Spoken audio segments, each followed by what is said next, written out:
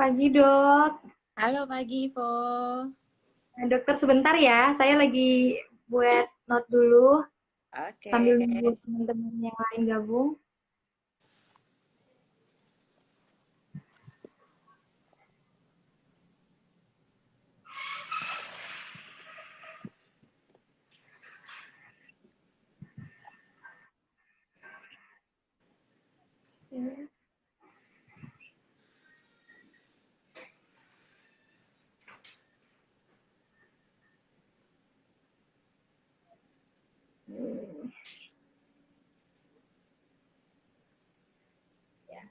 Akhirnya bisa nggak pakai masker ya, Ivo?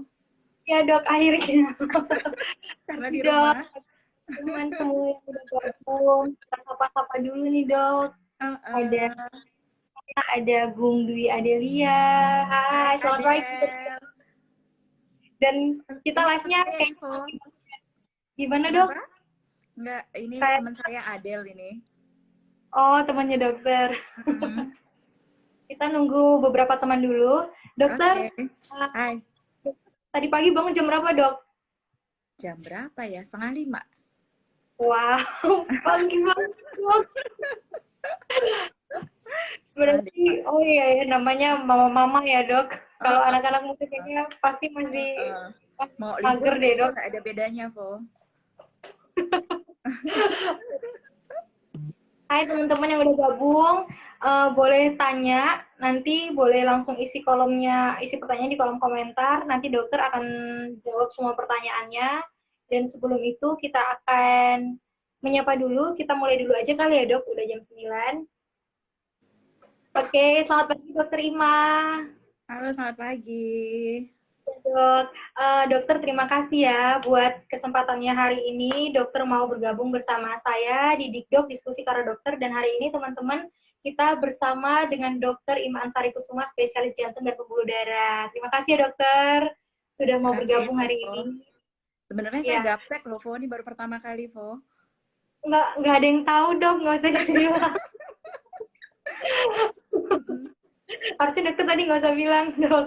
Oke dokter, uh, sebenarnya uh, lebih menyenangkan kita bisa bahas ini dok, dan mungkin sebelum teman-teman lebih mengenal dokter, saya mau menyampaikan bahwa hari ini topik yang akan kita bahas adalah tentang chest pain atau nyeri dada. Mungkin banyak teman-teman yang pada bingung, ini sebenarnya berangkat dari isu kesehatan sih dok, isu kesehatan jantung, di mana sebagai anak muda, Ivo tuh juga ternyata kurang perhatian sama kesehatan jantung, apalagi lihat berita-berita atau kasus-kasus yang kita ini selama ini tahu bahwa banyak orang-orang yang sudah kena serangan jantung bukan hanya di usia lansia aja, bahkan sekarang anak muda. Nah, berangkat dari isu itu, Ivo merasa, wah kayaknya ini seru nih kalau kita bahas tentang kesehatan jantung, apalagi anak muda mungkin banyak yang kurang perhatian kali ya dok, atau mungkin lebih ke belum pingin tahu. Nah makanya hari ini dengan kesempatan yang baik ini bersama dokter Ima, kita akan bahas langsung tapi dari topik mendasar dulu dari nyeri dada, dan semoga nanti teman-teman yang pengen tahu atau kebingungan nih apa sih bedanya nyeri dada sama ini, kok aku sekarang sering berkeringat ya, kok aku sering deg-degan ya, deg-degan jatuh cinta sama deg-degan sakit jantung itu apa ya dok, mungkin kan kayak gitu banyak yang nggak tahu nih. Nah dengan dokter Ima hari ini teman-teman kita akan bahas semuanya dengan topik chest pain. Nah untuk itu dokter mungkin boleh perkenalkan diri, dokter saat ini aktifnya di mana aja bersama teman-teman, silakan dok. Oke, selamat pagi teman-teman semua. Nama saya Ima. Saya adalah dokter spesialis jantung dan pembuluh darah. Saat ini bertugas praktek di Rumah Sakit Siloam Yogyakarta. Hanya satu-satunya, Vo. Dia hanya di Siloam, nggak ada di tempat lain. Dari dari hari apa sampai hari apa ya dok? Mungkin teman-teman kalau mau kontrol bisa datang. Dari hari Senin sampai Jumat, jam 7 sampai jam 2 siang. Kalau hari Sabtu, jam 7 sampai dengan jam 12 siang. Oke, berarti dari Senin sampai Jumat dari jam 7 sampai jam dua Sampai belas ya, Dok? jam 2, kalau Sabtu dari jam 7 sampai jam 12. Oke, jam 7 sampai jam 12 kalau Sabtu, Senin sampai Jumatnya jam 7 sampai jam 2. Nah, buat Mm-mm, teman-teman yang mau mm-mm, konsul nanti bisa langsung ketemu dokter di mm-mm. Rumah Sakit Siloam Jakarta ya, Dok. Yap. Oke, dokter, langsung aja deh kita bahas. Nah, dokter kan kita nih mau bahas topiknya tentang chest pain nyeri dada. Sebenarnya, Mm-mm, Dok, mm-mm, mm-mm, rasanya simpel sih nyeri dada, tapi kayaknya saya aja mm-mm, bingung gitu, Dok. Nyeri dada itu mm-mm, sebenarnya apa sih, dokter? mm-mm. Tadi kan Ivo kan bilang ya kalau anak-anak muda itu sering nggak aware dengan kesehatannya ya. Tapi sebenarnya kalau apa namanya saya pada saat praktek justru banyak orang yang usia muda itu mulai aware dengan kesehatannya dan kalau misalnya ada keluhan nyeri dada itu langsung konsultasi apakah apa namanya sakit dadanya itu karena sakit jantung atau enggak. Karena kan sekarang internet sudah banyak ya, jadi orang cari-cari info tentang masalah jantung dan juga apalagi kalau misalnya ada berita artis atau apa ya orang yang terkenal atlet usianya masih muda kok tiba-tiba meninggal mendadak. Nah, udah biasanya setelah ada case-case seperti itu, poli rame, Jadi Oh, orang pada bertanya-tanya kan, aduh, jangan-jangan selama ini saya nyeri dada, masalahnya sakit jantung gitu. Kita mungkin masih ingat ya beberapa tahun yang lalu ada artis ya, masih usia muda, habis main futsal, terus tiba-tiba meninggal. Nah, setelah itu poli jantung atau bahkan IGD biasanya cukup rame, karena takut kan, orang-orang takut, aduh jangan-jangan selama ini saya ada masalah jantung tapi nggak pernah tergali, khawatirnya seperti artis yang bersangkutan gitu, tiba-tiba lagi aktivitas apa, kemudian apa namanya mengalami serangan jantung. Kita dari basic dulu ya, ya tentang sakit dada ya, Namanya chest pain atau sakit dada ya, nyeri di area dada. Cuma setiap nyeri dada atau chest pain itu belum tentu masalah atau penyebabnya itu karena jantung, bisa juga karena non jantung. Contohnya karena masalah di saluran pernafasan atau sistem pernafasan juga bisa. Seperti ada penyakit namanya pneumotoraks ya. Pneumotoraks itu masalah di paru-paru, apa namanya jaringan paru-parunya mengalami kolaps. Itu bisa keluhannya juga nyeri dada disertai juga dengan sesak nafas yang cukup berat. Atau ada radang di apa namanya pleura atau selaput paru. Itu keluhannya juga bisa nyeri dada, terutama pada saat dia sedang tarik nafas ya. Kemudian ada lagi masalah seperti kanker paru atau kanker di rongga dada namanya mediastinum, itu juga bisa keluhannya chest pain. Atau ada sumbatan di pembuluh darah paru atau emboli paru, itu keluhannya juga bisa nyeri dada atau chest painful, dan tentu saja disertai dengan sesak nafas. Oke, jadi nyeri dada yang bukan karena jantung itu bisa karena masalah di sistem pernafasan. Oke, yang kedua nih bisa karena masalah di sistem pencernaan, Misalnya ada gastritis. Sering dengar gastritis nggak, mah ya dok. Ya, orang bilangnya sakit mah atau Sakitnya bisa juga itu kalau lagi luka di bulan tua. lambung. Kenapa? Sakitnya kalau anak kos lagi bulan tua, sakit mah dok. Ya karena ini ya, makanya jadi nggak teratur ya, ya. Iya. Mm-mm, Oke, mm-mm. dokter, kalau gara-gara gastritis biasanya gimana tuh dok ceritanya?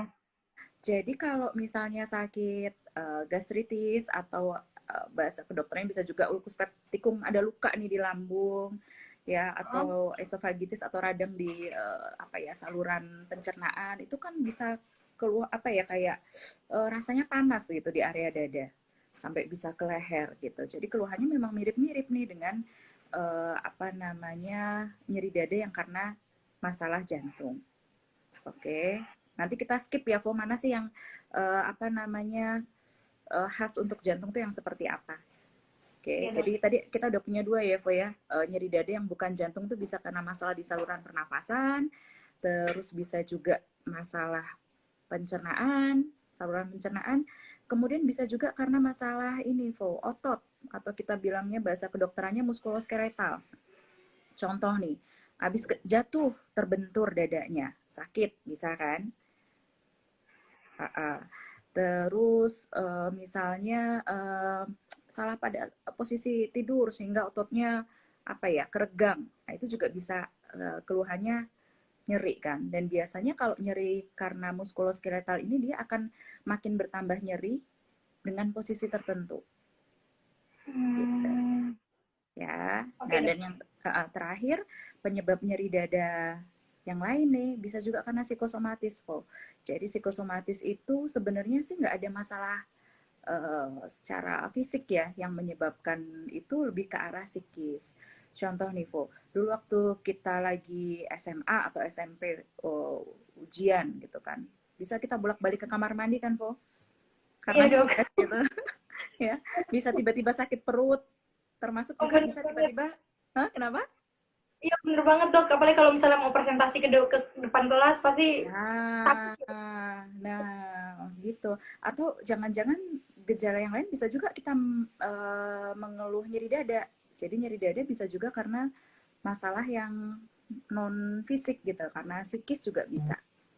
Jadi tadi ya nyeri dada yang bukan karena masalah jantung, bisa karena dari masalah pernafasan, masalah pencernaan, kemudian masalah otot ya muskuloskeletal, atau bisa juga karena psikosomatis. Oke, Oke. jadi jangan serta-merta kita langsung menjudge ini nyeri dada nih pasti karena jantung atau serangan jantung. Belum tentu ya. Jadi bisa jadi nyeri dada itu masalahnya di luar dari jantung. Contoh. Nah, Oke dok. terus nyeri dada yang karena masalah jantung apa aja?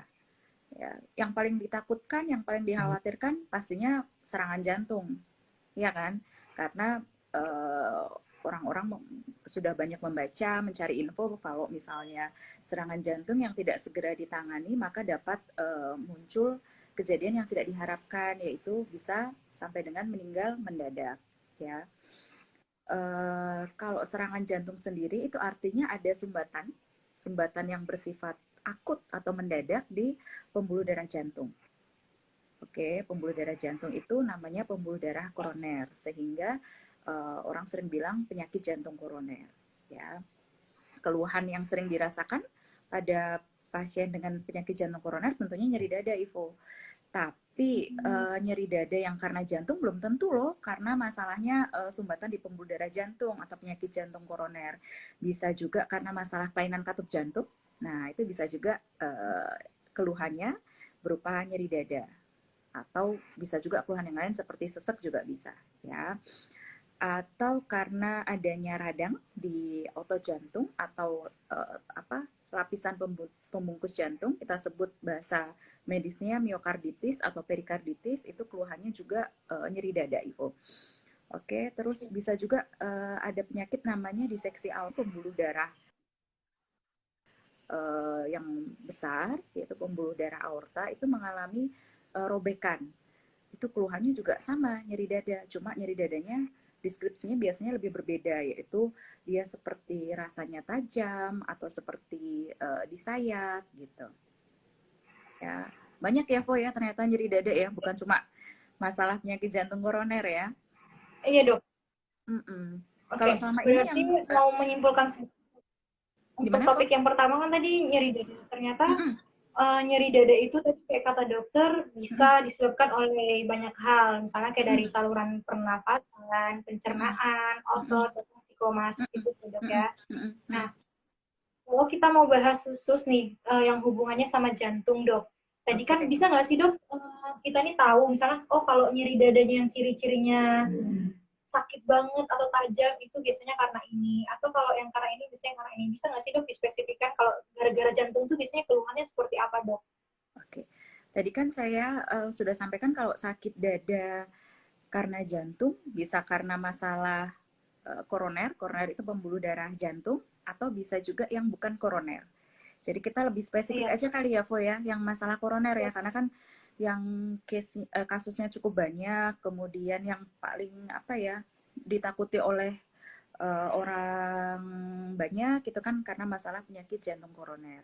Nah, nyeri dada yang karena penyakit jantung koroner itu yang seperti apa sih?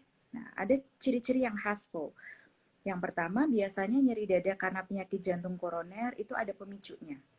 Ya, pemicunya apa? Bisa jadi aktivitas, aktivitas yang lebih, atau karena stres, itu bisa. Ya, kemudian durasinya atau lamanya cukup lama, biasanya lebih dari 20 menit. Kemudian deskripsinya, nyeri dadanya itu rasanya berat atau kayak kayak apa ya, ditindih benda berat atau seperti diremas, atau rasanya panas seperti terbakar, dan dia apa namanya, terasanya itu seperti di dalam gitu, kok. Dan dia pasien-pasien dengan serangan jantung biasanya tidak bisa menunjukkan lokasi nyerinya di mana. Jadi misalnya suruh nunjuk nih di daerah mana dengan satu jari, misalnya daerah mana nyerinya, itu dia nggak bisa karena terasanya di dalam gitu, dia nggak bisa mendeskripsikan di daerah mana, itu nggak bisa.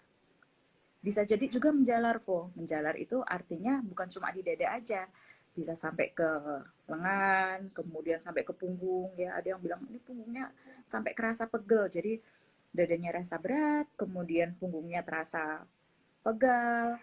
Bisa jadi juga menjalar sampai ke ke rahang, jadi kayak dicekik gitu, Ivo. Oke. Dicekik, terus bisa jadi juga pada saat mengalami nyeri dada karena serangan jantung itu ada gejala yang lain, gejala penyerta seperti keringat dingin atau mual, muntah ya. Itu gejala penyerta dari nyeri dada karena serangan jantung. Gitu. Ya, itu yang khas. Kadang ada juga yang nggak khas. Oh, jadi Yang nggak khasnya keluhannya bukan gimana? nyeri dada. Iya, yang nggak khasnya itu seperti apa, Dok? Nggak khas itu kayak nyeri ulu hati, kayak sakit mah, dianggapnya sakit mah biasa, ternyata serangan jantung itu mungkin. Atau keluhannya sesek, jadi tidak nyeri dada tapi aduh harus sesek berat gitu. Ternyata dia mengalami serangan jantung, itu juga mungkin. Ya, biasanya yang keluhan tidak khas itu pada orang yang usianya lebih lanjut, atau pada orang yang mengalami diabetes ya, sakit gula atau kencing manis. Terus pada perempuan juga bisa jadi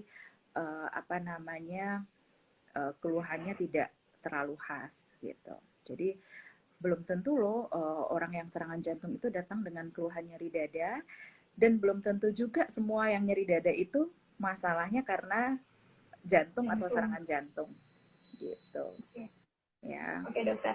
Mm. Berarti tadi cukup menjawab ya, Dok, dengan dokter kasih kesimpulan bahwa ciri-ciri khas yang biasanya disebabkan oleh jantung itu tadi cukup lumayan jelas, kayak durasinya biasanya 20 menit, terasa sangat sakit seperti diremas, bahkan bisa sampai menjalar ke otot, ke belakang, bahkan sampai bisa ke kayak tercekik gitu. Nah, biasanya Dok kan yang keluhan yang paling umum itu biasanya berkeringat ya, Dok. Orang tuh kan kalau misalnya suka tangannya berkeringat langsung panik nih. Ih, tangannya suka berkeringat, jangan-jangan apalagi misalnya dia sering nyeri dada. Nyeri dada ditambah keluhan tangan sering berkeringat yang terlalu sering, itu apakah memang bisa didiagnosa atau mengarah ke arah ada kelainan di jantungnya, Dok? Kalau seperti itu contoh gejalanya. Belum tentu Ivo ya.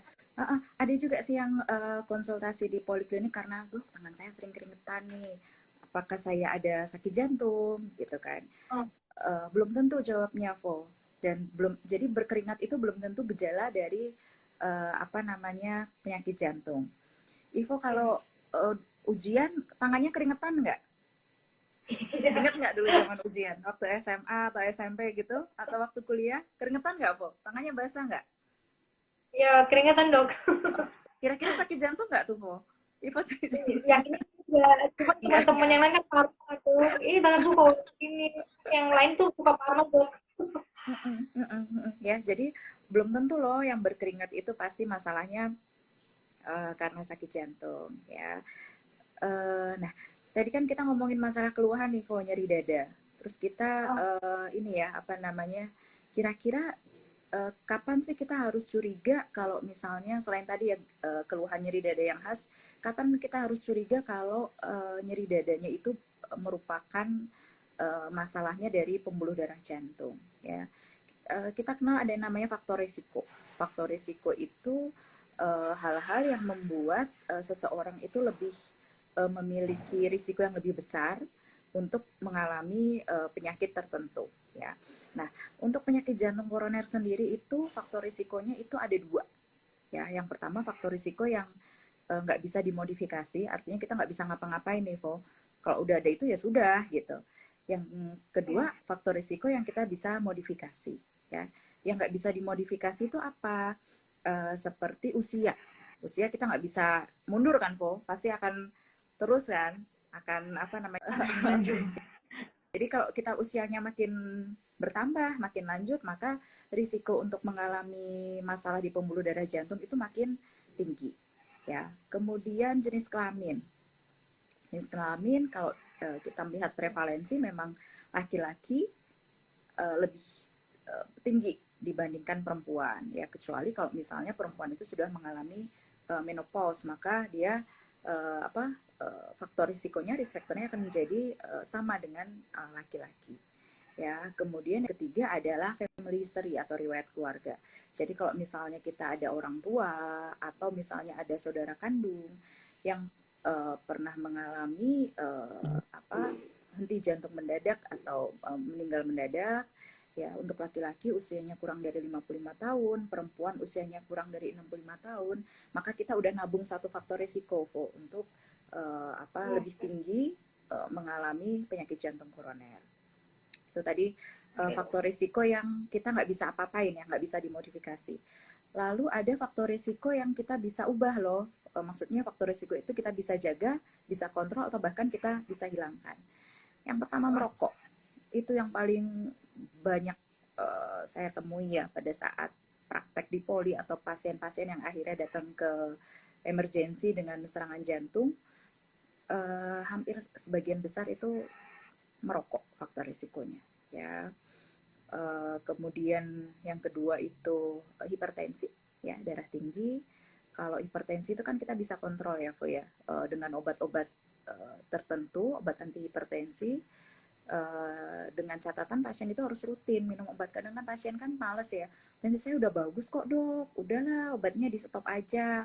Atau yang sering saya dengar itu, saya takut dok kalau kebanyakan minum obat atau minum obat terus-menerus nanti ginjal saya jadi bermasalah atau rusak gitu kan, sehingga pasien merasa sudah lebih enak terus obatnya di stop sendiri gitu. Padahal kan tidak begitu juga, karena obat itu kan beredar ada penelitiannya. Jadi nggak semata-mata oke, ini obat boleh beredar, pasti kan diuji coba dulu, ya, ada uji klinisnya dengan jumlah pasien yang cukup banyak, ribuan bahkan ratusan ribu, dilihat efek sampingnya apa, apakah betul-betul membahayakan untuk ginjal. Kalau misalnya ada efek samping yang dianggap berbahaya, pasti obat itu tidak akan beredar gitu. Justru kalau misalnya penyakit-penyakit seperti hipertensi ini, kalau tensi tidak dikontrol secara optimal, maka nanti dia lama-kelamaan bisa mengganggu fungsi ginjal gitu, ya. Baru dua tadi ya, Vo, ya, merokok, Iya, Dok. terus hipertensi, diabetes, jangan lupa sakit gula, itu juga faktor risiko yang cukup signifikan untuk timbulnya penyakit jantung koroner. Bahkan karena diabetes ini kadang keluhannya nggak khas, dianggap sebagai hal yang biasa-biasa aja, kadang pasien dengan diabetes itu datang ke dokter jantung dengan kondisi yang sudah lumayan lebih berat. Jadi penyumbatannya sudah cukup banyak di pembuluh darah jantungnya, ya. Nah, diabetes itu kita bisa modifikasi dengan cara kita kontrol gulanya, ya, bisa dengan minum obat, atau kalau akhirnya memang perlu diberikan injeksi insulin, ya, diberikan injeksi insulin, kemudian pola hidup yang baik dengan olahraga yang rutin gitu ya. Kemudian dengan pola makan yang bagus, nah itu diabetes kita bisa kontrol, ya. Terus apalagi, Ivo? Kolesterol, ya, Ini kolesterol bisa, yang Dok. tinggi atau Kolesterol juga. dislipidemi.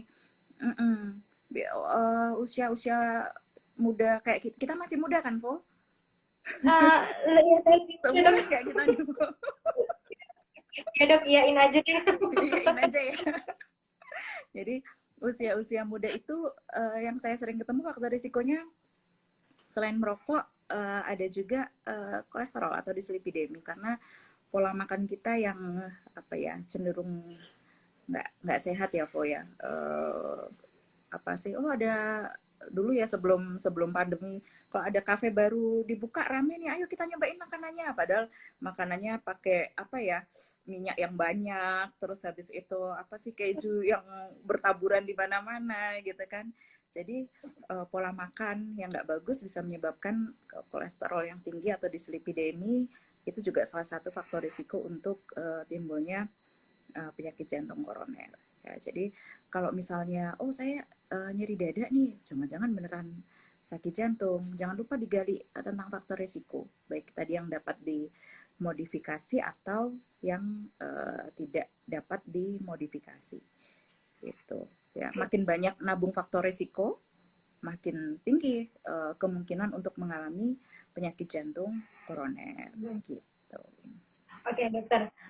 Kita agak mundur ke belakang lagi. Tadi kan kita udah bahas nyeri dada itu bisa disebabkan oleh banyak hal. Nah, berarti yang pertama kali harus dilakukan ketika teman-teman semua merasa ada keluhan nyeri dada, bahkan mungkin lebih dari sekali dan itu sering terjadi, harus tetap konsultasi ke dokter, pastikan dulu penyebabnya ini apa. Kalau misalnya karena saluran pernapasan, pencernaan atau otot, langsung konsultasikan ke dokter. Nah, kalau misalnya teman-teman yang sudah konsultasi lalu memang itu mengarah ke jantung, seperti tadi dokter bilang, ada resikonya. Nanti bisa tahu resikonya mungkin karena faktor riwayat keluarga, atau bisa jadi pola makan, atau bisa jadi riwayat sakit yang lainnya.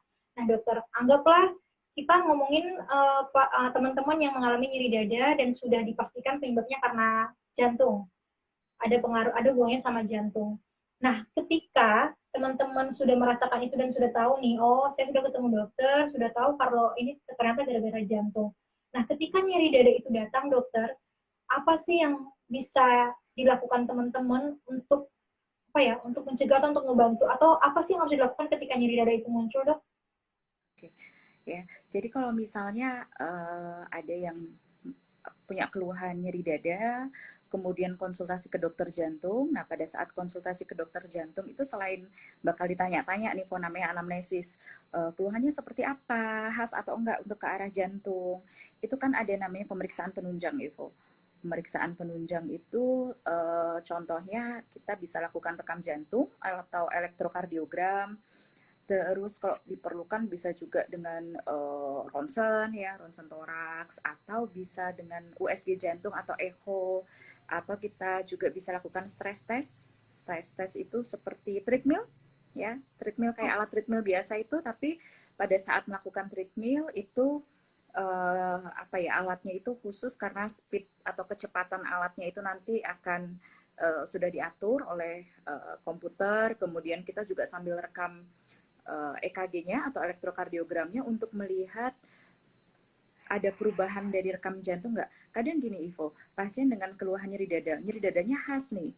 Kemudian kita rekam jantung, ternyata hasilnya bagus, normal-normal aja. Nah ini beneran nyeri dadanya karena masalah di pembuluh darah jantung atau bukan. Nah itu kita bisa lakukan pemeriksaan penunjang atau tambahan berupa stress test, bisa berupa treadmill. Jadi untuk memastikan ini beneran nyeri dadanya karena penyempitan di pembuluh darah jantung atau bukan. Karena kalau misalnya memang curiganya karena penyempitan di pembuluh darah jantung, pada saat treatment nanti akan ada ini Ivo, perubahan dari EKG atau rekam jantungnya. Karena kan pada saat treatment kan jantung diberikan beban kan, diberikan beban. Kalau memang betul curiga ada sumbatan di situ, maka pada saat jantung dipaksa untuk bekerja lebih keras, pembuluh darah itu tidak bisa untuk mensuplai oksigen yang diperlukan jantung untuk bekerja lebih keras, sehingga nanti akan tampak adanya perubahan rekam jantung pada saat treadmill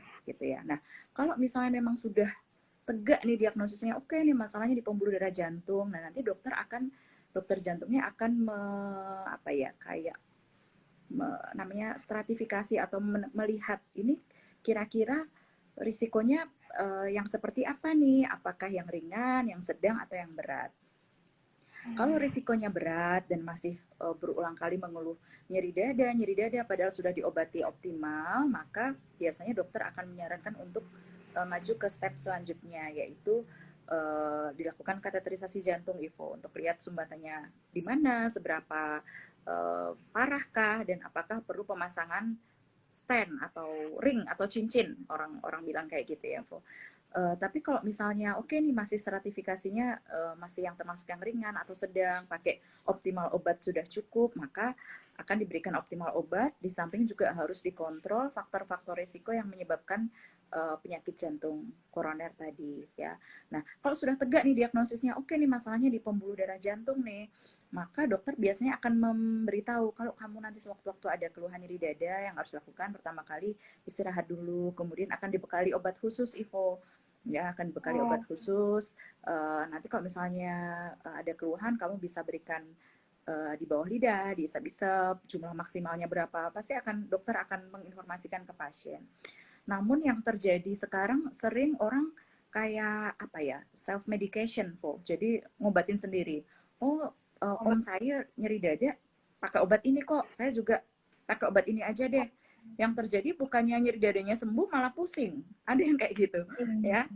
Karena sekali lagi kita kembali ke awal bahwa tidak semua chest pain itu atau nyeri dada itu penyebabnya karena masalah jantung atau pembuluh darah koroner, bisa juga karena penyebab yang lain gitu. Jadi pastikan dulu deh ke dokter, Anda konsultasi dulu, betul nggak nih chest pain-nya karena pembuluh darah jantung yang mengalami penyumbatan atau jangan-jangan penyebab yang lain, karena pasti tata laksananya berbeda, Ivo.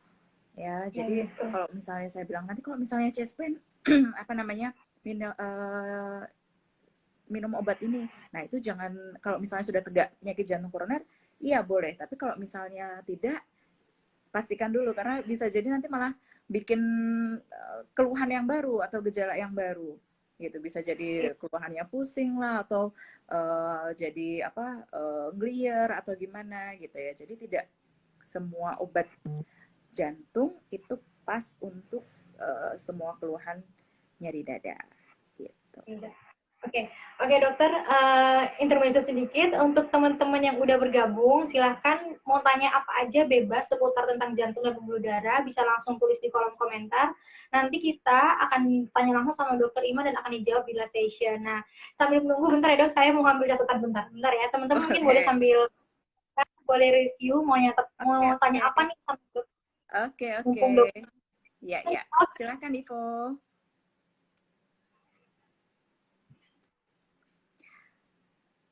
Saya ada dummy. Dummy itu seperti apa ya, miniatur tentang pembuluh darah, ya.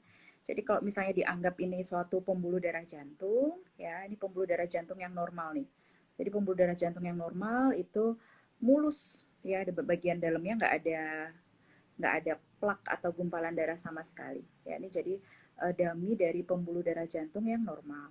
Nah, kalau misalnya kita punya risk factor atau faktor risiko seperti tadi merokok, kemudian ada hipertensi, darah tinggi yang tidak terkontrol, kemudian ada diabetes, atau ada kolesterol yang cukup tinggi di badan kita, maka pelan-pelan di pembuluh darah dimanapun sih, tapi kalau misalnya penyakit jantung koroner kan kita membahas tentang pembuluh darah jantung, maka dapat timbul plak, ya. Kalau di sini sih plaknya digambarkan dengan seperti ini. Ya, bisa dilihat di sini ya. Jadi mulai muncul ini nih plak ya, warnanya kuning nih di dalam pembuluh darah jantung. Nah, kalau misalnya faktor risikonya itu makin tidak terkontrol ya, gula makin tinggi, tensi tinggi, kemudian masih merokok juga ya, plak ini lama-lama akan semakin bertambah ya. Bertambahnya seperti apa? Seperti ini. Oke, sebentar. Nah, ini nih dia. Ya, jadi plaknya bisa makin lama makin tambah tambah tebel nih ya. Awalnya tadi dari yang seperti ini ya, jadi mulus ya, nggak ada warna kuning-kuning sama sekali. Kemudian makin lama plak itu bisa makin bertambah tebal seperti ini ya. Nah, Oke, kalau hai Vo, nih saya lagi nunjukin dummy ini pembuluh darah Vo. itu apa ya dok? Gambaran apa ya itu? Ini gambaran pembuluh darah, Vo. Jadi kalau misalnya ini dianggap pembuluh darah jantung nih, bagian dalamnya kita bisa lihat kan, ini normalnya kayak Mm-mm. gini, Vo. Jadi benar-benar bersih kan, dalamnya nggak ada plak sama sekali. Oke. Uh-uh. Kalau misalnya apa ya, kita ada faktor risiko seperti tensi tinggi, terus merokok atau diabetes, kolesterol tinggi, itu pelan-pelan akan timbul seperti ini, Vo. Plak yang warna Oh, kuning itu ya, makin nggak terkontrol tensinya, gulanya, kolesterolnya juga makin tinggi, masih merokok, plak itu lama-lama makin tambah tebel dia ya. oke Jadi dok. bisa bisa tambah tebel nih. Nah ini ya, dia lama-lama makin nambah kan, beda sama tadi ya, tadi kan awalnya mulus, bener-bener mulus. Nah ini lama-lama plaknya bisa tambah tebal. Nah, kalau misalnya ada pencetus seperti apa namanya stres atau tensi yang makin tinggi nggak terkontrol, atau karena apa namanya gula juga yang makin tinggi, maka plak itu bisa pecah kok. Jadi plak itu kan ada kayak capnya atau pembungkusnya. Kalau pembungkusnya itu tipis atau rapuh, adanya stres sedikit dia bisa pecah kok. Yang pecah tuh yang merah-merah ini.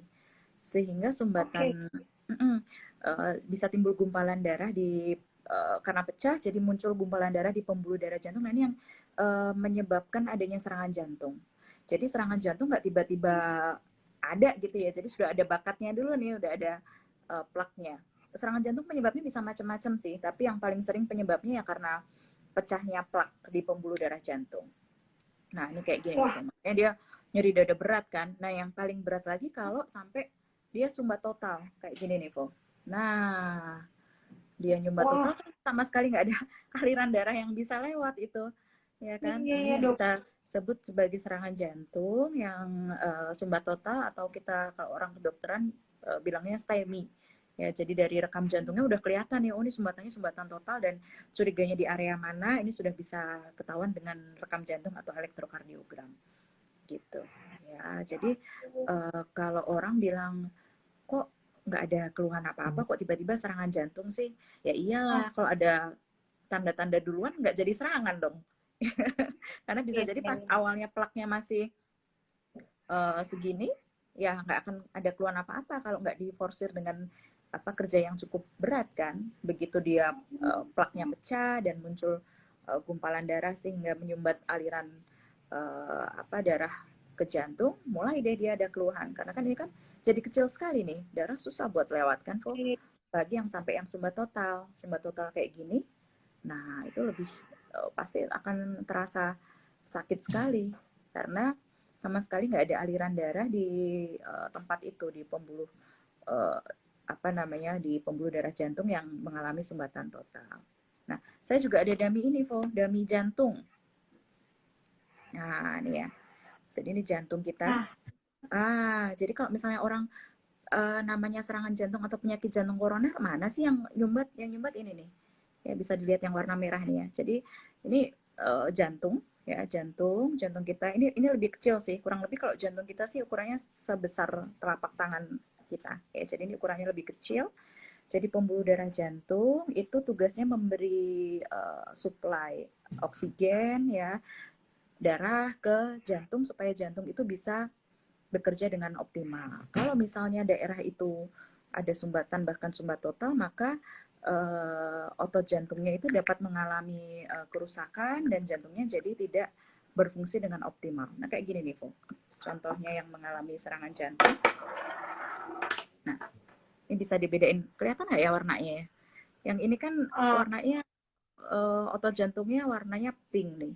Nah kalau lebih di muda. daerah yang mengalami serangan jantung lama-lama eh, apa namanya daerah yang diperdarai jadi tidak apa namanya tidak, misalnya yang sumbatan di sini nih yang warna merah ini ya, sehingga daerah sini area sini jadi nggak dapat oksigen, nggak dapat darah, sehingga dia warnanya jadi berubah, atau kalau kita bilang mengalami nekrosis ya.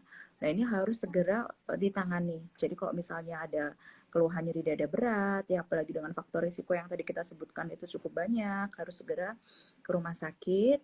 Kalau ternyata memang betul ada serangan jantung, apalagi yang seperti tadi ya, yang kayak gini, yang sumbat total, nah itu harus segera dilakukan, uh, dibuka lah sumbatannya, bisa dengan obat, bisa juga dengan kateterisasi. Nah, kalau yang seperti ini tidak segera ditangani, selain ada risiko tadi ya, tiba-tiba meninggal mendadak seperti kasusnya beberapa artis ya yang meninggal Iya, mendadak dok. usia muda, atau bisa juga akhirnya lama-lama akhirnya survive sih hidup. Cuma kalau nggak segera ditangani maka lama-lama jantungnya jadi kayak gini, Po. Beda nggak nih ukurannya nih? Ini ukuran jantung normal, ini ukuran jantung pada pasien dengan gagal jantung. Jadi Yang gede besar ya, jantungnya. dok? Hah? Jadi besar. Jadi orang awam bilangnya pembek jantung nih. Nah ini kayak gini nih. Bisa jadi penyebabnya Oke. macam, salah satunya karena dulu pernah ada serangan jantung tidak ditangani dengan optimal, tidak diobati dengan optimal, akhirnya jantungnya lama-lama bengkak. Keluhannya nggak lagi nyeri dada, Vo, tapi kalau jalan sedikit gampang capek ngos-ngosan, bisa jadi kakinya bengkak, ya. Terus nggak bisa tidur dengan posisi terlentang sempurna karena dia harus lebih nyaman dengan posisi setengah duduk atau bahkan duduk. Nah, ini jadi salah satu penyebab dari gagal jantung atau orang sering bilang ini jantungnya bengkak itu karena serangan jantung yang tidak ditangani dengan optimal atau tidak, akhirnya pasien merasa oh baik-baik aja kok, cuma nyeri dada sekali aja, habis itu nggak ada keluhan apa-apa, jadi nggak berobat, akhirnya lama-lama ya bisa jadi seperti ini nih, gagal jantung gitu. Atau ini bisa juga karena darah tinggi yang nggak diobati dengan rutin ya, atau merasa oh, nggak ada keluhan apa-apa, tensi tinggi nggak apa-apa deh karena nggak ada keluhan apa-apa gitu, akhirnya lama-lama jadi seperti ini juga bisa kok, jadi akhirnya mengalami gagal jantung gitu. Wah, dokter, cukup jelas sekali ya dok perbedaannya mungkin yang selama ini nggak bisa lihat, nggak bisa tahu, ternyata kelihatan banget ya dok bedanya, apalagi yang tadi gambar pertama dokter tunjukin yang pembuluh darah itu cukup jelas sekali sih. Ini loh, Vo. Ini bersih ya, bersih. Nah, yang ini nih, tuh. Beda banget ya. Yang udah harus, okay. Mm-mm. Wow.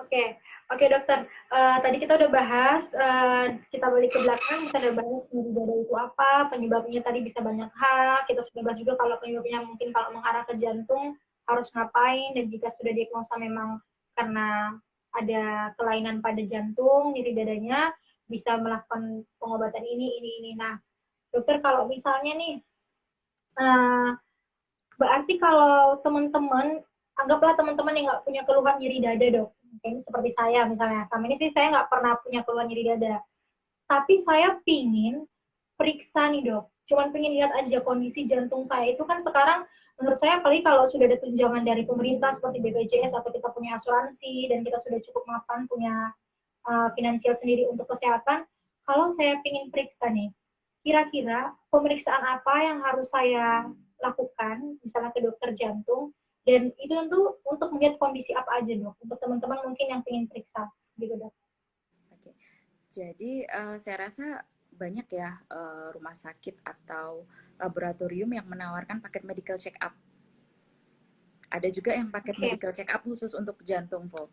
Jadi medical check up untuk jantung itu ada macam-macam. Ada yang cek darah aja dan rekam jantung atau EKG. Ada yang lebih advance sampai dengan echo, USG jantung atau treadmill. Bahkan ada yang sampai dengan menghitung CT calcium score. Jadi kalsium yang ada di pembuluh darah jantung. Jadi banyak sih medical check up yang bisa dilakukan.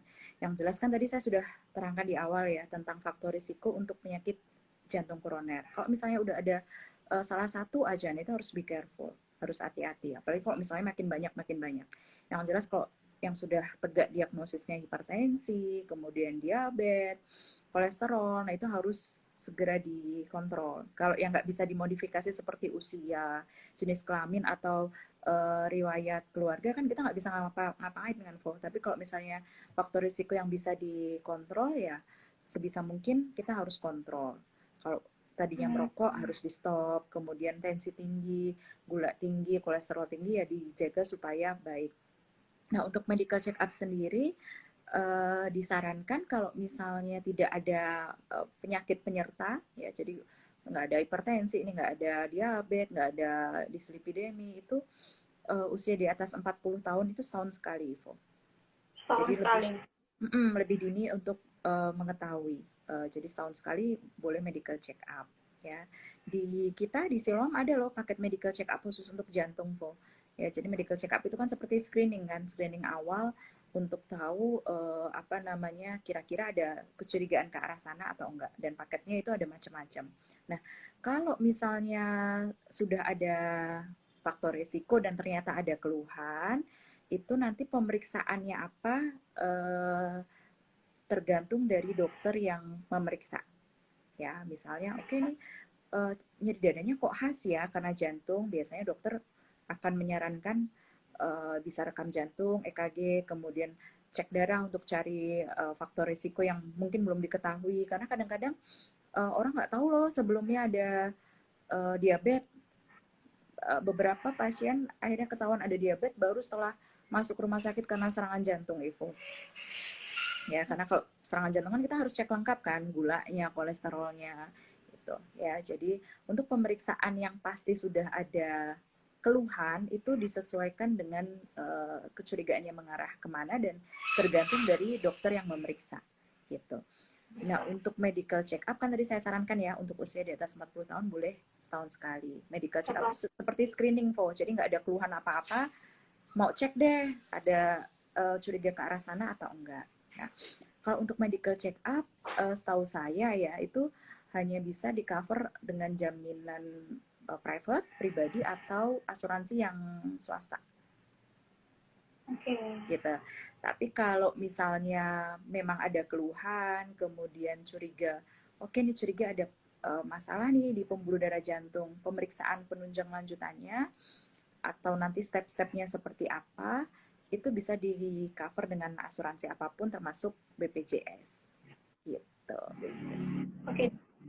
Ya, jadi buat teman-teman semua yang pingin tadi cuman periksa untuk tahu medical check up-nya apa, medical check up-nya apa aja bisa langsung periksa. Banyak nih pelayanan kesehatan sekarang yang sudah menyediakannya ya, Dok, di mana-mana aja bisa. Ya, Dokter. Tadi kan kita udah bahas semua nih tentang nyeri dada, bahkan dokter udah ngasih tambahan ilmunya tentang tadi bedanya jantung kalau yang sudah mengalami penyumbatan sama jantung yang masih bagus itu gimana. Nah, dokter, kita kan ke last sesi, kita akan jawab semua pertanyaan-pertanyaan dari teman-teman yang udah tanya di Instagram saya kemarin, dan juga teman-teman yang tanya dari live Instagram kita hari ini. Tapi sebelumnya kita mau sapa-sapa dulu. Hai teman-teman semua yang udah bergabung dari tadi. Terima kasih. Kita nggak bisa sapa satu-satu ya kayaknya, tapi ada teman-teman dokter. Semoga apa yang kita sampaikan membantu. Dan ini ada pertanyaan dokter dari Soimah Priumni. Pertanyaannya, Assalamualaikum dok. Izin tanya, serangan jantung pada orang yang aktif olahraga dan masih di usia produktif, gambarannya seperti apa ya dok? Faktor-faktor apa yang mungkin saja jadi pemberatnya? Nah, mungkin dokter bisa jawab, Dok. Jadi kalau serangan jantung, tadi saya sudah ini ya jelaskan tentang gejala khasnya ya. Jadi nyeri dada berat, kemudian dia tidak bisa dilokalisir atau ditunjuk lokasinya di mana, terasanya seperti di dalam, bisa juga rasa seperti panas terbakar atau seperti diremas gitu jantungnya. Bisa menjalar sampai ke punggung, kemudian ke lengan atau leher serasa seperti tercekik ya. Itu yang khas, yang khas. Nah, lalu faktor-faktor apa yang mungkin jadi pemberatnya itu kalau misalnya ada faktor resiko yang tidak terkontrol seperti hipertensi atau tekanan darah tinggi yang tidak diobatin atau sudah diobatin tapi belum optimal karena tensinya belum terkontrol atau ada diabetes yang nggak ketahuan atau yang sudah tahu tapi merasa baik-baik saja nggak ada apa-apa terus nggak dilanjutin obatnya atau ada kolesterol yang tinggi apa namanya dia sama sekali nggak tahu karena nggak pernah ngecek kan, nggak pernah medical check up. Nah itu juga bisa memperberat kondisi dari plak atau adanya sumbatan di pembuluh darah jantung, gitu ya. Tadi itu keluhan yang khas ya. Jadi usia yang muda atau produktif mungkin nggak sih mengalami penyakit jantung koroner atau serangan jantung mungkin ya. Jadi makin banyak tabungan faktor resikonya, maka risiko untuk ke arah sana akan semakin besar. Selama ini kan orang berpikir, masih muda nih, masih umur 20-an atau 30-an, nggak mungkin lah kena serangan jantung. Tapi kan kita lihat sendiri ya, apa namanya, orang-orang yang mungkin cukup kita kenal yang kita agak shock juga, kok tiba-tiba kok meninggal mendadak. Meskipun meninggal mendadak memang penyebabnya belum tentu kena serangan jantung sih. Tapi ini usia masih 30-an atau 40-an, kok bisa gitu. Karena sekali lagi, ada faktor risiko selain usia loh yang bisa menyebabkan masalah di pembuluh darah jantung. Seperti apa? Merokok, kemudian kolesterol yang tinggi, ya. Jadi saya itu ketemu orang yang kena serangan jantung ya, masih di usia 20-an pernah Ivo. Bahkan serangan jantungnya Wah, yang total ya, yang STEMI itu pernah. Setelah digali lagi, wah. apa faktor risikonya? Merokok. Merokok, Hmm, kemudian setelah kita cek lab ya, kita cek darah, kolesterolnya tinggi sekali Ivo. Gitu. Sama sekali sebelumnya nggak ada keluhan apa-apa, sehat, bugar gitu. Tapi ternyata ada faktor risiko seperti kolesterol tinggi yang tidak ketahuan karena apa namanya nggak pernah ngecek kan, karena merasa masih muda, sehat-sehat aja, dan merokok. Oh, ya usia 30-an juga ada, bahkan 30-an masih bukan 39 mau 40 gitu nggak ya, 33 tahun saya pernah ketemu ya serangan jantung yang sumbat total juga.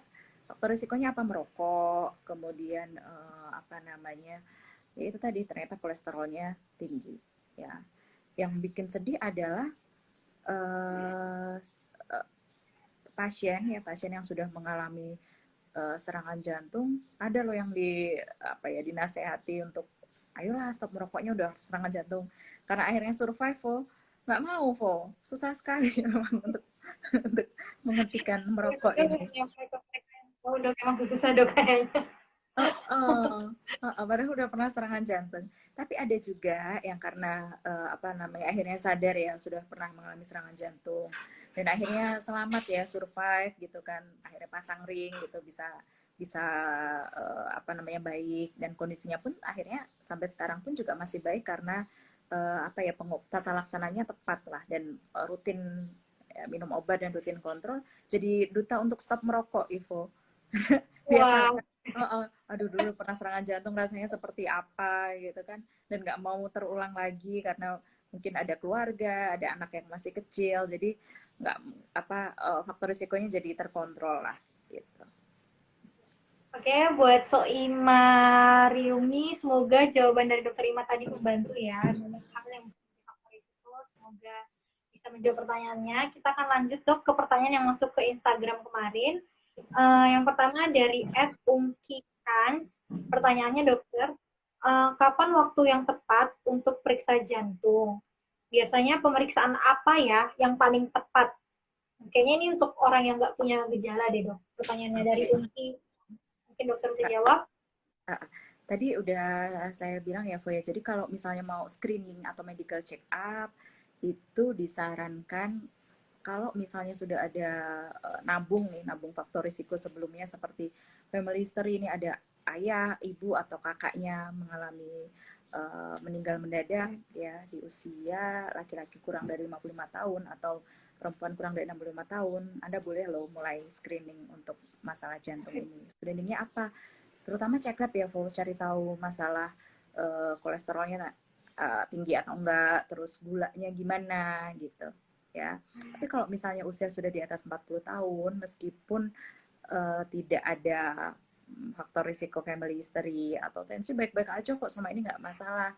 Boleh loh setahun sekali dicek medical check up ke arah jantung, itu untuk screening. Kalau misalnya ada keluhan dan uh, dari keluhan ini benar nih ke arah jantung yang khas, kemudian sudah ada faktor risiko misalnya, aduh saya ada darah tinggi atau ada diabetes yang selama ini apa namanya memang sudah konsumsi obat, nah Anda boleh konsultasi ke dokter jantung. Pemeriksaannya apa nanti tergantung dari dokter jantung yang bersangkutan. Jadi bisa juga apa namanya jantung dulu lah ya sebagai screening awal, kemudian cek lab untuk tahu kalau misalnya ada diabetes, gulanya terkontrol atau enggak, kemudian pemeriksaan tambahan tergantung sih dari dokter jantungnya, bisa dengan stress test seperti treadmill test atau USG jantung echo, bisa juga CT koroner ya, CT angiokoroner. Di kita bisa loh, Vo, ya di Siloam bisa CT koroner untuk melihat apa namanya sumbatan di pembuluh darah jantung tanpa masuk ke ruang invasif atau ke ruang kateterisasi. Jadi apa namanya dengan masuk ke kayak tabung tuh ya, CT scan ya, kemudian masuk zat kontras, nanti kita bisa lihat berapa banyak berapa panjang dan berapa keparahan dari penyempitan di pembuluh darah jantung melalui CT angiokoroner, CT scan koroner. Oke, oke. Berarti untuk ungkikan sudah menjawab ya. Tadi kayak kata dokter Ima, bisa lakukan medical check up dan nanti untuk penunjangnya banyak pilihannya. Dan biasanya kalau ada gejala nanti dokter yang periksa yang bisa memutuskan mau pemeriksaan penunjangnya apa. Oke, lanjut ya dok. Masih ada 3 pertanyaan lagi yang masuk Instagram. Ini ada dari Raisa. Raisa Vien, pertanyaannya, dokter mau tanya, ada nggak sih korelasinya uh, saya itu punya kecemasan, ada gangguan kecemasan, jadi suka sakit dada. Ada nggak sih dok korelasinya sama jantung dari Raisa Fian dok? Oke, ya. Tadi contoh ya, Vo, ya waktu kita ujian ya kadang-kadang kan bolak-balik kamar mandi kan, beser pengen pengen ke kamar mandi.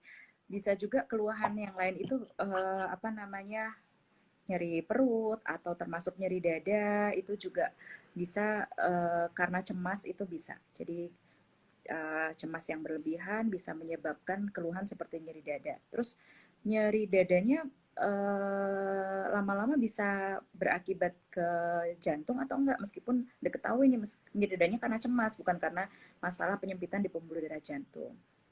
Ya, jadi selain nyeri dada, biasanya kalau orang yang cemas itu kan mengalami denyut jantung yang apa cepat ya, Vo ya, atau takikardi gitu. Nah, takikardi yang tidak teratasi dalam jangka waktu lama, lama-lama bisa menyebabkan masalah di masalah di jantung juga, atau kita sebut sebagai kardiomiopati. Jadi penyakitnya namanya takikardi induced kardiomiopati.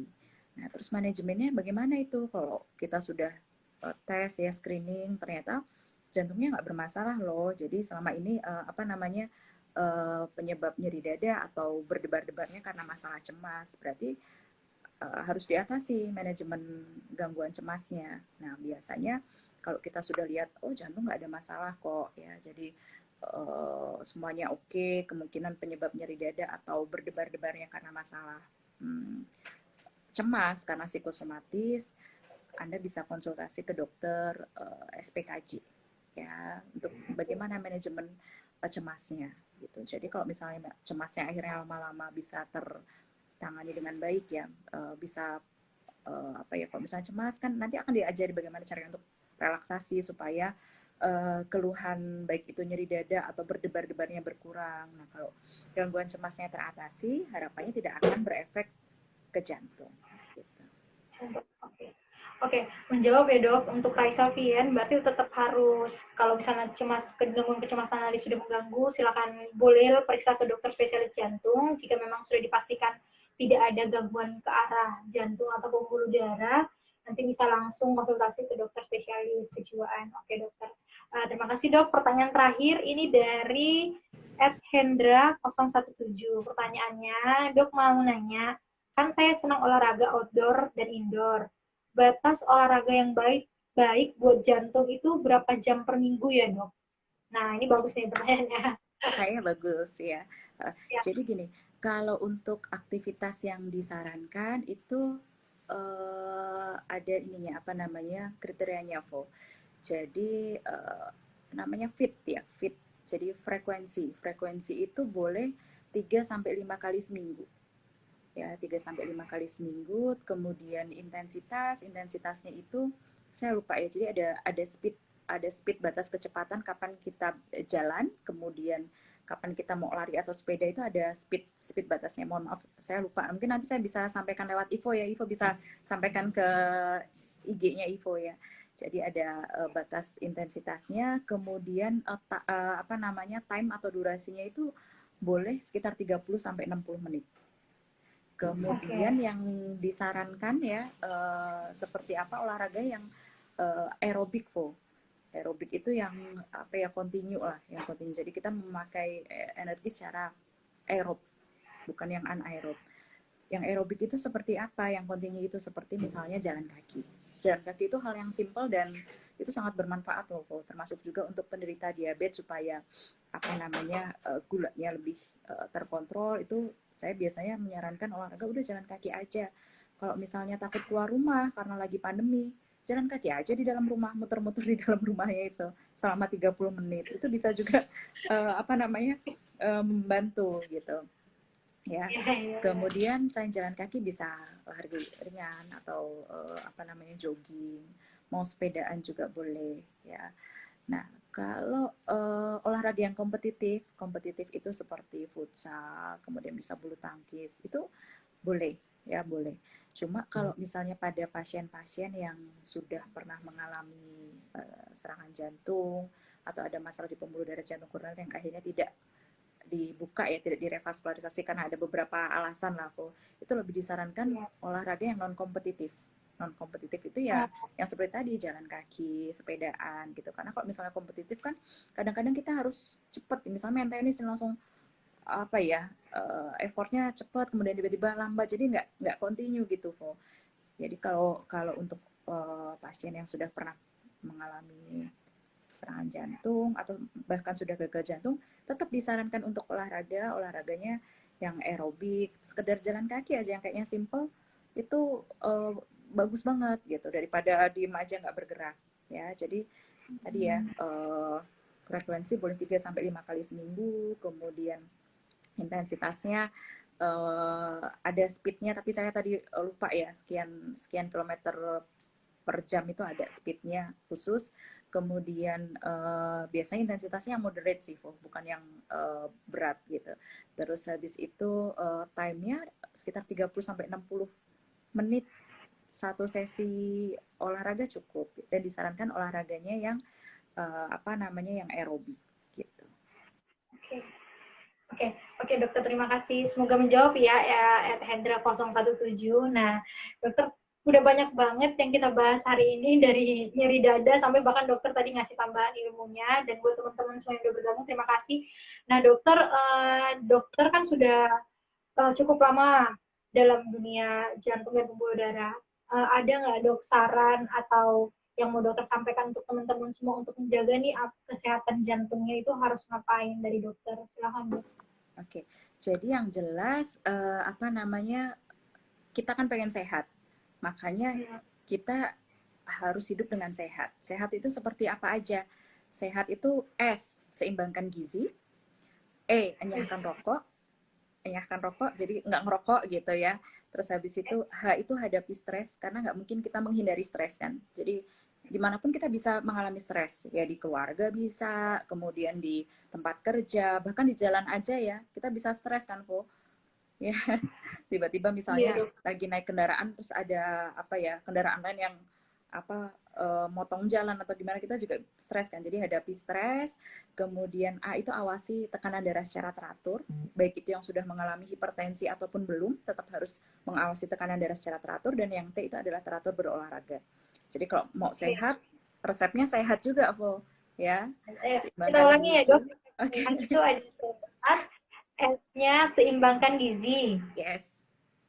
E-nya tadi, saya dok, apa ya Enyahkan, E-nya tadi? Oh, enyahkan apa? nyanyahkan rokok. Iya, oke.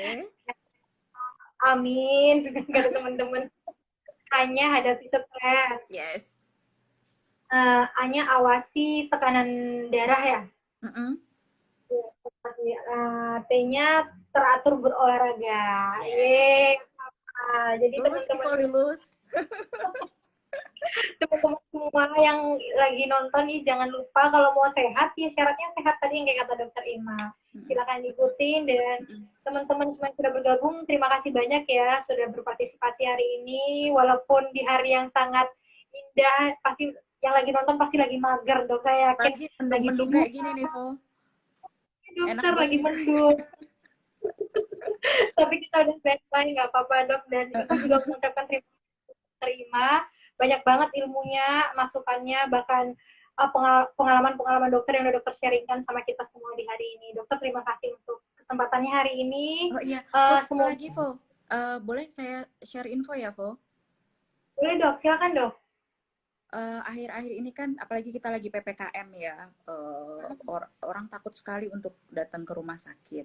Ya, kalau misalnya mau telemedicine atau telekonsul, kita di Siloam juga punya loh, Vo, untuk telemedicine atau Oke. telekonsul. Jadi, eh, Anda cukup dari rumah aja, nanti bisa telekonsul dengan dokter yang ada di rumah sakit, bisa sampaikan keluhan-keluhannya seperti apa. Nanti kalau misalnya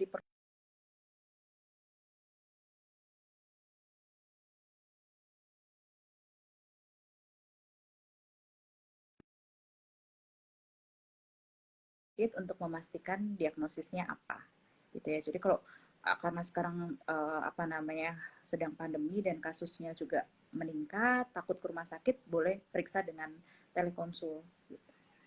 Hmm. Oke, nah itu berita bagus buat teman-teman di saat pandemi seperti ini. Mungkin ada yang sakit tapi nggak bisa ke dokter, ada yang nggak sakit tapi pengen periksa ke dokter dan takut ke rumah sakit atau emang nggak bisa keluar karena lagi PPKM. Kita punya berita baiknya karena kita ada telemedicine atau telekonsul, jadi teman-teman bisa konsultasi secara online, nanti bisa langsung daftar melalui rumah sakit kita. Gitu ya dok ya.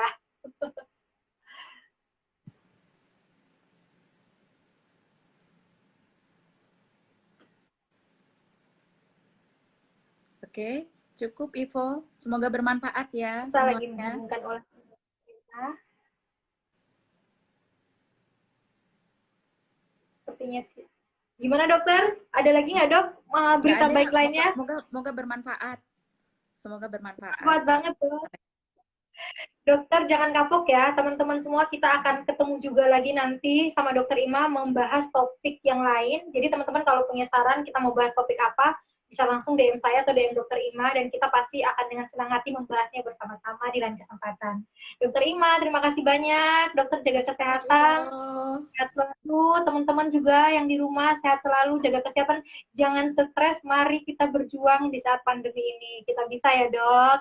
Semangat semuanya. Selamat pagi. Selamat Pagi, liburan. dah.